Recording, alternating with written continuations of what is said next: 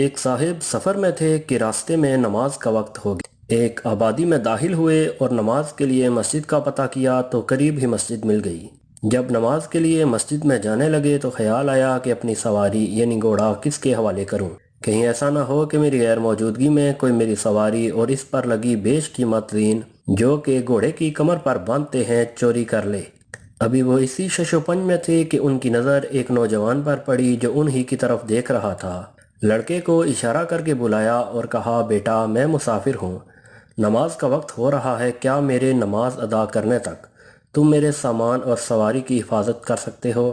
لڑکے نے کہا، کیوں نہیں، آپ بے فکر ہو کر نماز کے لیے جائیں، میں آپ ایمان کے پاس کھڑا ہوں۔ بہت خوش ہوئے اور نماز کے لیے مسجد میں چلے گئے۔ جب نماز پڑھ کر باہر آئے تو یہ دیکھ کر حیران رہ گئے کہ نہ صرف وہ لڑکا غائب تھا بلکہ گھوڑے کی زین بھی غائب۔ خیر صبر کر کے بازار کا رخ کیا کہ نئی زین خرید لو۔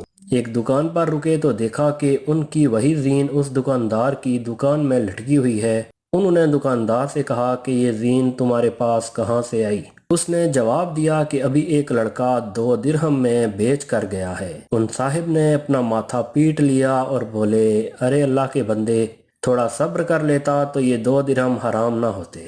دکاندار نے پوچھا تو بتایا کہ میں نے نماز میں ہی سوچ لیا تھا کہ نماز پڑھ کر اس لڑکے کو 2 درہم دوں گا، مگر افسوس جلد بازی کی وجہ سے اس نے اپنی کمائی حرام کر لی۔